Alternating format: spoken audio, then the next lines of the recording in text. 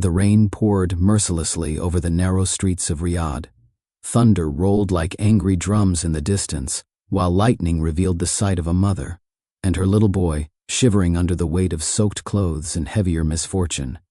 Her name was Layla, a widow. Once her husband had worked for one of the richest men in the Emirates, Sheikh Marwan Al-Hazmi, an oil billionaire known for his vast palaces and cruel reputation. Now Layla and her son Sami were standing outside the gates of one of Marwan's estates, their belongings scattered in the mud.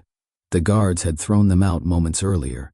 "You cannot stay here," the guard barked, slamming the golden gates shut. Layla pressed her palms against the iron bars, rain dripping down her face.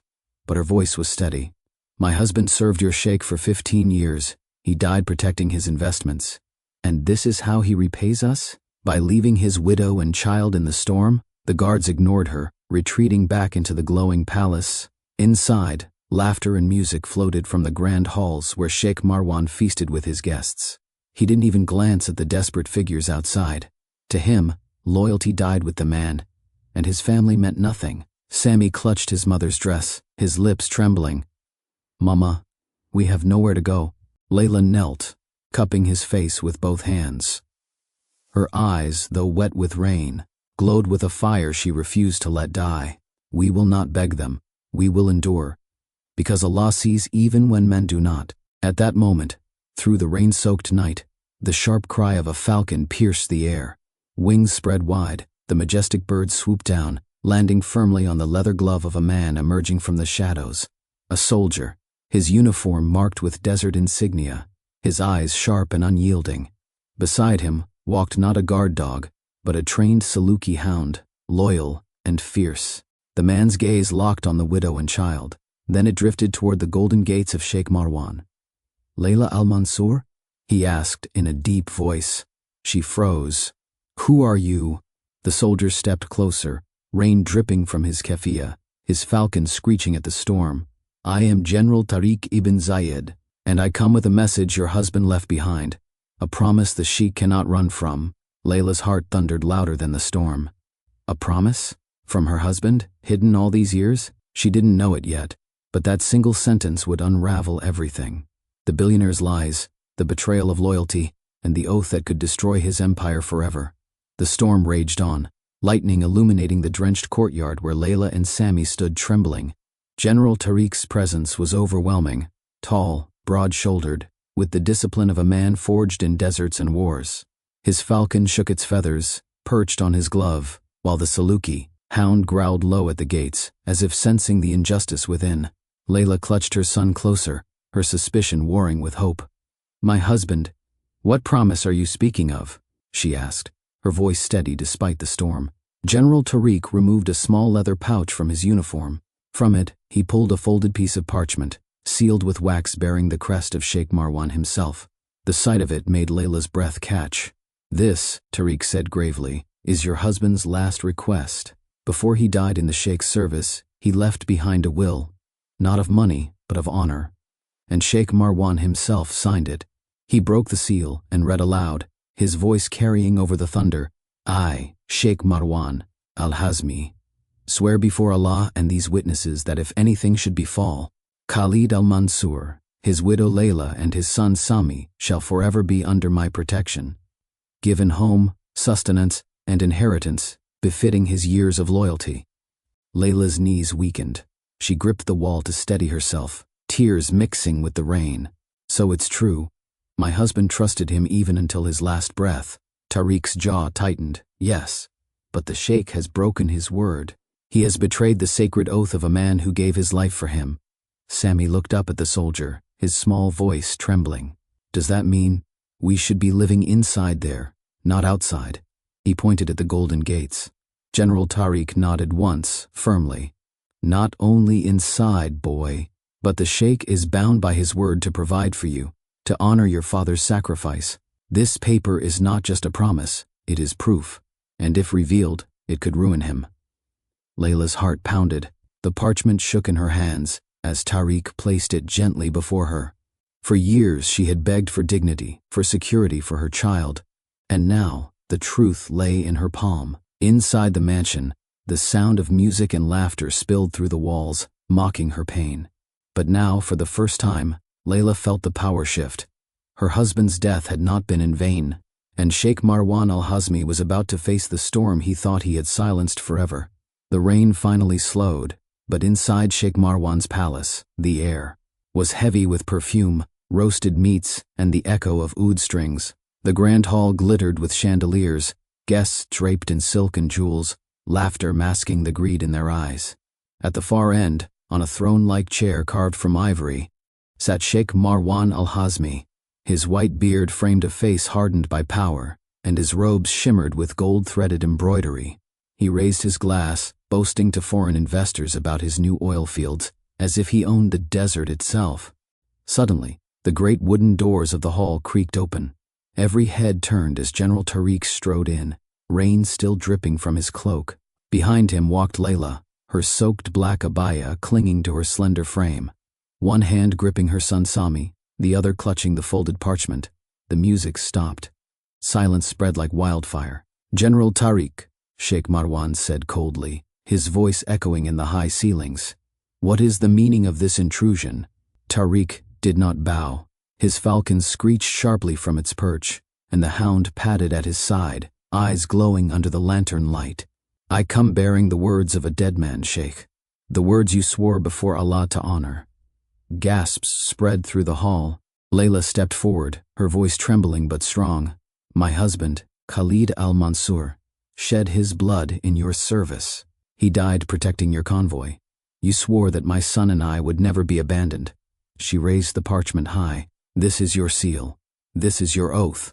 Marwan's face paled for a fraction of a second before hardening into a mask of disdain. Lies, forged papers. The word of a desperate widow means nothing in this hall. Tariq slammed his hand on the banquet table, rattling the golden plates. His voice thundered. "These are not lies, Sheikh. I was there. I witnessed you put seal to paper as Khalid breathed his last. And I will testify before any court, any imam, any council." Whispers swept across the hall like a storm. Businessmen, ministers, even Marwan's closest advisors shifted uncomfortably. A broken oath was not just dishonor. In Arab tradition, it was a curse, a stain that no gold could cleanse. Marwan rose, his robes flowing like a tide. He leaned forward, his voice dripping with venom. "You dare humiliate me in my own majlis? You bring this orphan and his widow to spit on my name?" Before Tariq could respond, little Sami stepped out from behind his mother. His small voice rang out, innocent yet piercing. "My father died for you, and you let us sleep in the rain." The hall fell completely silent. Even the chandeliers seemed to flicker in shame. Layla's tears glistened, but her back was straight, her gaze unwavering. The parchment shook in her hand, not from fear, but from the weight of truth. And for the first time in decades, Sheikh Marwan Al-Hazmi realized his empire was not threatened by enemies abroad, but by a promise broken at home. The silence in the grand hall was suffocating. The guests avoided Marwan's eyes, their jeweled fingers fidgeting nervously with goblets and prayer beads. The parchment in Layla's trembling hand seemed to glow under the chandelier. Its light, a fragile piece of paper heavier than all the gold in the room. Then came the eruption. Marwan's palm slammed onto the arm of his throne. His voice roared like thunder rolling over the desert dunes. "Enough! Guards!" Two hulking men in black uniforms stormed into the hall, their boots echoing across the marble floor. They grabbed the hilts of their curved swords, waiting for their master's command. Layla instinctively shielded Sami behind her. General Tariq stepped forward, placing himself like a wall between them and the advancing guards. His falcon spread its wings, screeching sharply, and the Saluki bared its teeth, a low growl reverberating. Marwan pointed at them, his finger trembling with rage. "Arrest them. Take the woman and her boy to the servants' quarters where they belong." And Tariq, his eyes narrowed, venom dripping from every word. "You will be stripped of your rank for this betrayal. No soldier of mine defies me and lives to tell the tale." Gasps filled the hall. Stripping Tariq's rank meant erasing his honor, his life's service, a punishment worse than death. But Tariq stood tall, his jaw tight. "I am not your soldier anymore, Marwan. I am a soldier of truth, and no amount of gold or threats can bury the oath you broke." Marwan's face contorted with fury. "You insolent dog," he spat, rising to his feet. His robe shimmered like a serpent's skin, but his eyes revealed cracks, fear clawing at his arrogance. Then, before the guards could take another step, an elderly man at the back of the hall slowly rose.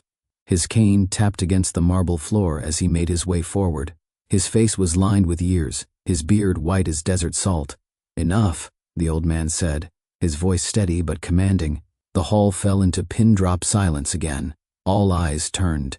It was Sheikh Omar ibn Rashid, Marwan's oldest advisor, a man respected across the Gulf as a keeper of tradition and truth.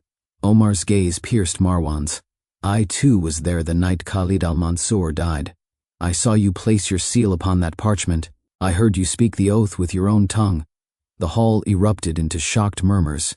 Marwan froze, color draining from his face. Layla's breath caught.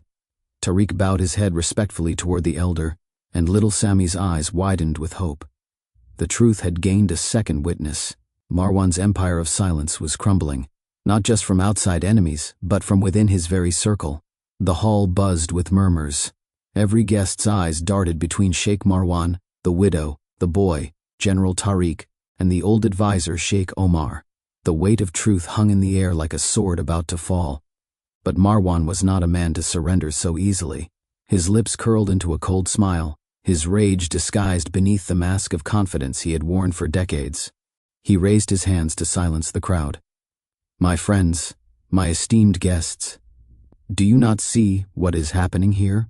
His voice boomed with practiced authority. A widow, desperate and poor, conspires with a fallen soldier and an old man whose memory fades with age. They wave a piece of paper before you and call it truth. But do you not know how easy it is to forge ink, to mimic seals? The crowd shifted uneasily. Some nodded, others frowned. Doubt, like poison, spread through the room. Marwan stepped down from his throne, his robe sweeping across the marble like a storm tide. He snatched the parchment from Layla's trembling hand, holding it high for all to see. "This," he shouted, "is nothing but a trick, a pathetic attempt to stain my name. Do you think an empire like mine can be shaken by a widow's tears?"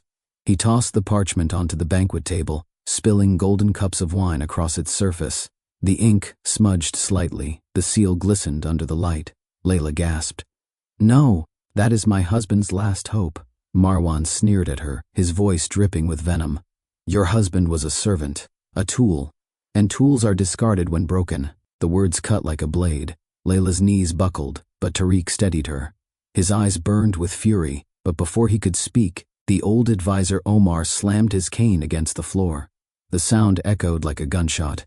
"Enough of your lies, Marwan." Omar's voice thundered, stronger than his frail body suggested. "I saw you sign it. I saw you swear before Allah. Do you think you can erase memory with arrogance?" Marwan turned sharply, but Omar raised a trembling finger toward the parchment. "Test the seal. Test the ink. Call upon the experts in this very hall. Many of your guests tonight deal in contracts, in documents, in law. Let them see if this is forged." The guests began whispering again, louder this time. A few men in suits stood, curiosity on their faces. A woman with a lawyer's poise adjusted her glasses. The balance of the hall shifted, not toward Marwan, but toward the parchment. Marwan's eyes darted from face to face. The confidence in his smile faltered. For the first time, he looked cornered.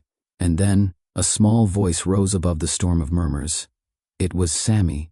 He stepped out from behind Tariq, his small chest puffed out with courage that only innocence could carry. "My father told me," Sami said, his voice quivering but strong, "that a man's word is heavier than gold. If you are truly a man, Sheikh Marwan, prove it. Let them test it." The hall went silent once more. All eyes turned back to the billionaire, and Sheikh Marwan Al-Hazmi felt something he had not felt in decades. Fear. The parchment lay on the banquet table, stained by wine but unbroken, the golden seal glistening under the chandelier. A tension like no other filled the air, as though the entire majlis was now a courtroom. Sheikh Marwan's eyes darted from face to face. His charm, his practiced arrogance, his booming authority, none of it seemed to silence the doubt now rising among his guests. One of the foreign businessmen leaned forward, adjusting his spectacles. "Sheikh Marwan, if the widow's claim is false, then surely you have nothing to fear from examination. In my country, documents are tested every day for authenticity. The seal, the ink, the parchment, All can be verified. A woman in emerald robes, her accent thick with Levantine Arabic, spoke firmly. I am a notary of contracts. I can tell in moments whether this seal is genuine. The hall buzzed with voices, curiosity overpowering fear. Marwan raised a hand, his face flushed. Silence. This is my house. I will not allow. But before he could finish, Tariq's voice cut through like a blade. If you refuse, Sheikh, it will only prove guilt. A man secure in his honor does not fear the light. The falcon on his arm spread its wings with a sharp cry, as if echoing his words. The Saluki barked once, sharp and commanding. Marwan's jaw clenched. His knuckles whitened as he gripped the edge of the table. He had ruled with fear for decades, yet suddenly, the fear was no longer his weapon. It was pressing down on him. Finally, with a forced smile, he gestured toward the notary woman. Very well. Let her look, so all may see the tricks of the desperate. The woman approached slowly, reverently, lifting the parchment with steady hands. She examined the seal under the golden lanterns, then traced her fingers across the ink. The hall held its breath. Minutes stretched like hours. Then she straightened, her voice firm. This is no forgery. The seal is genuine. The ink is from a batch commissioned by Sheikh Marwan himself, used only in his contracts from that very year. The hall erupted in gasps and whispers. Faces turned sharply toward Marwan. His mask of arrogance cracked. Sweat glistened on his forehead despite the cool marble hall. Layla clutched Sami to her, tears streaming down her face, not of despair this time, but of vindication. Tariq bowed his head slightly, a rare smile tugging at his stern mouth. But before relief could settle, Omar, the elder advisor, stepped forward with a grim expression. His cane tapped against the floor. This oath is real. But there is something you all must know. The hall went silent again.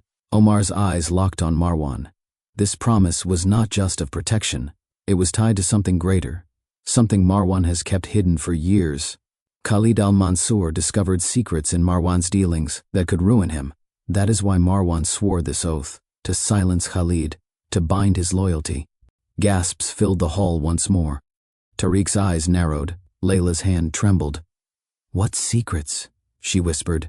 Omar's gaze swept the room, heavy with the weight of revelation. Illegal contracts, stolen lands, even dealings with enemies of this nation.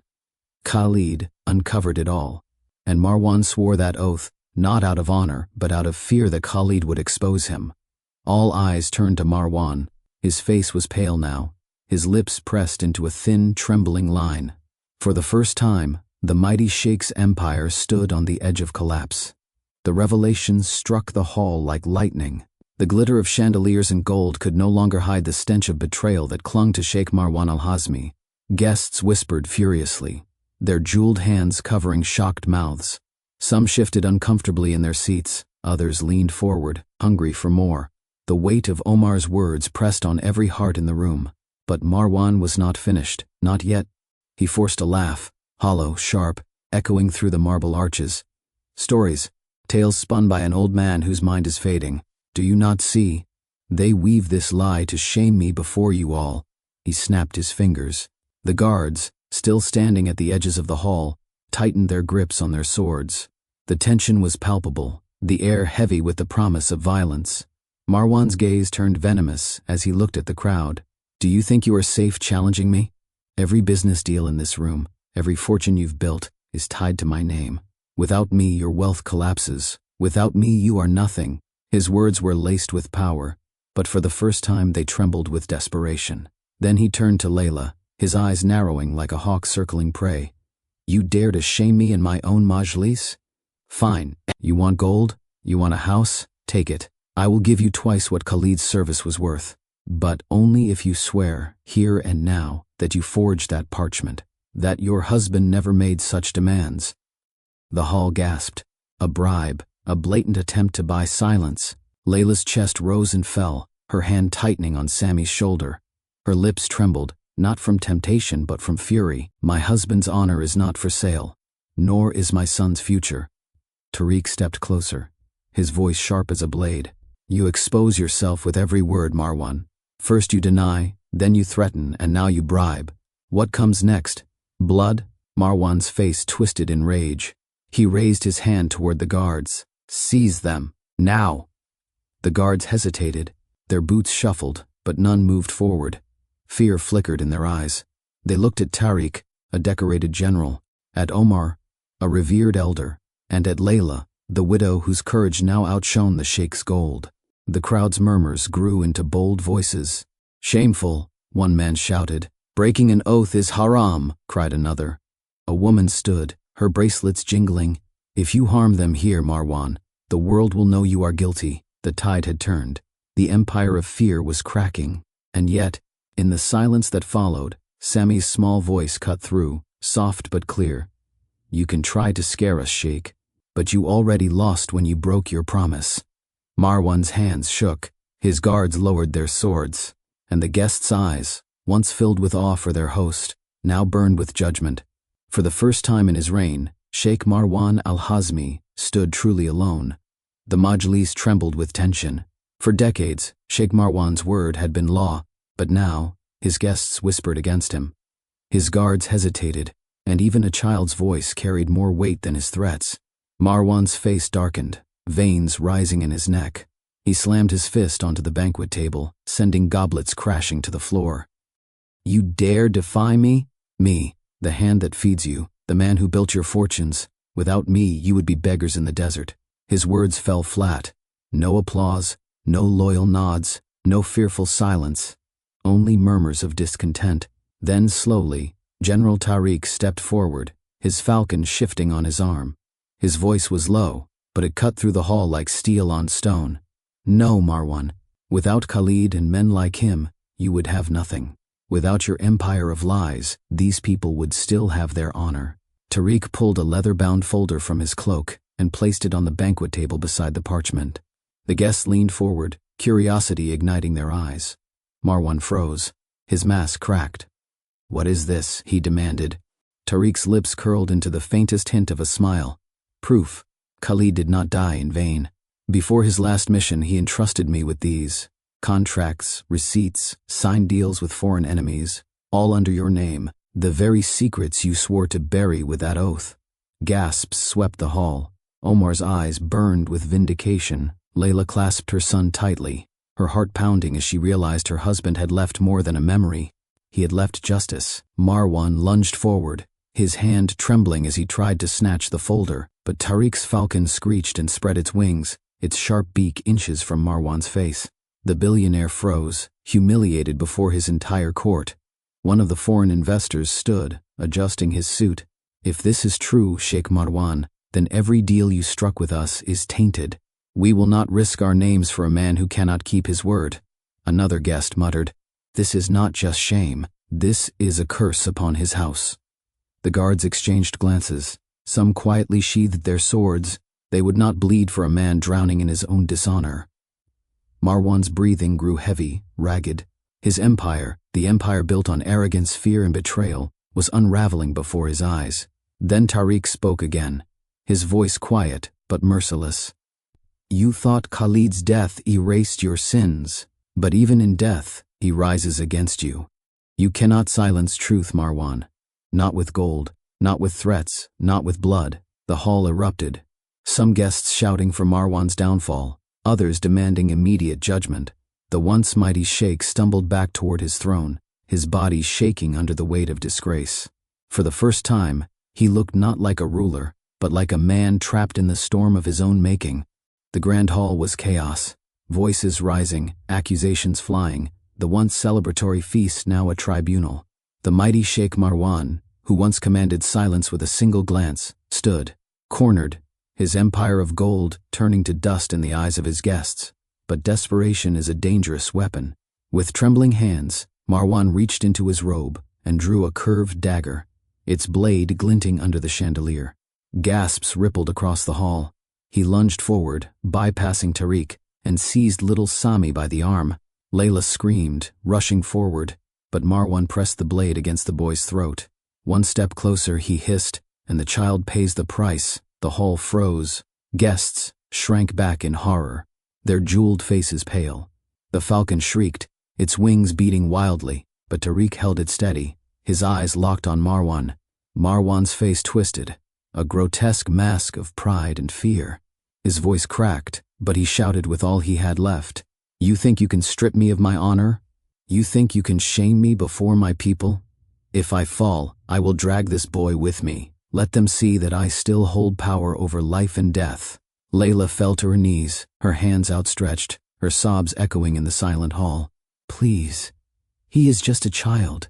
Take me instead." But Tariq's eyes never wavered.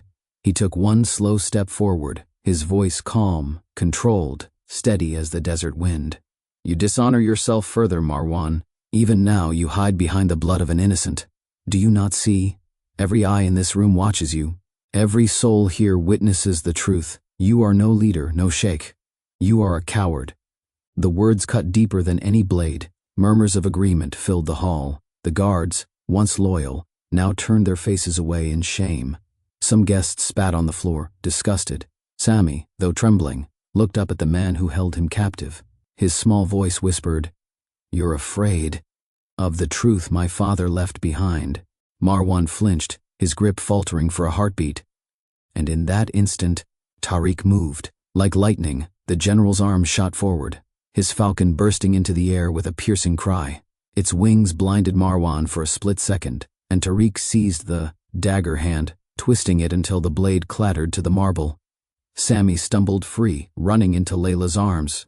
She held him tight, sobbing into his hair. Marwan staggered back, weaponless, humiliated, surrounded by men and women who now looked at him not with respect, but with loathing. Tariq stood tall, his voice echoing like a final judgment. "Your power ends tonight, Marwan. Your throne, your gold, your empire, none can shield you from justice." The hall erupted in agreement, and Sheikh Marwan Al-Hazmi, once feared across the desert, stood trembling in defeat. The once mighty Sheikh Marwan stood trembling in the center of the hall, stripped of his power, stripped of his honor. The dagger lay forgotten on the marble, its cold steel gleaming like the last remnant of a broken rein. The guests, once silent out of fear, now rose with defiance. One voice shouted, "Shame on the sheikh who hides behind a child." Another added, "You are not fit to lead our people." Soon the hall thundered with chants, "Justice, justice." Marwan's face crumbled, his arrogance shattering under the weight of collective truth. For the first time in his life, he had nothing left, no loyalty, no fear to wield, no empire to command. General Tariq stepped forward, his presence calm yet unshakable. He signaled to the guards, and though they had once sworn loyalty to Marwan, they now obeyed without hesitation. Two men seized the disgraced sheikh by the arms. "You will stand before the council," Tariq declared, his voice ringing clear. "Every crime, every cruelty, every stolen coin will be accounted for. No man, no matter how wealthy, stands above the law." The crowd erupted in approval. Layla clutched her son tightly, tears streaming down her face. "It's over, Sami," she whispered. "The storm has passed." But the boy looked up at Tariq, his young eyes blazing with the strength of his late father. "No, Mama, this is just the beginning. My father's truth will live on through us." Tariq's stern expression softened. He knelt before Sami and placed a hand on his shoulder. "Your father was a brave man, and so are you. You carry his courage. Never forget that." Outside, the rain had stopped. The moon shone bright, casting silver light through the arches of the palace. It was as if the heavens themselves had washed away the corruption that stained those walls. Layla and Sami were escorted to a new home, not a tent in the desert, not a cold street corner, but a house of dignity and safety, paid for not by Marwan's gold, but by funds seized and returned to the people he had wronged. As for Marwan, his name, once feared across the desert, became a warning whispered among merchants and travelers. A lesson that even the wealth of 1,000 caravans cannot shield a man from the justice of truth. Power built on arrogance crumbles with a whisper of truth. A necklace, a promise, a child's voice. These were stronger than all the gold of a billionaire. Remember, wealth can build palaces, but only honor can build a legacy. When arrogance blinds a man, even the smallest child can bring him to his knees.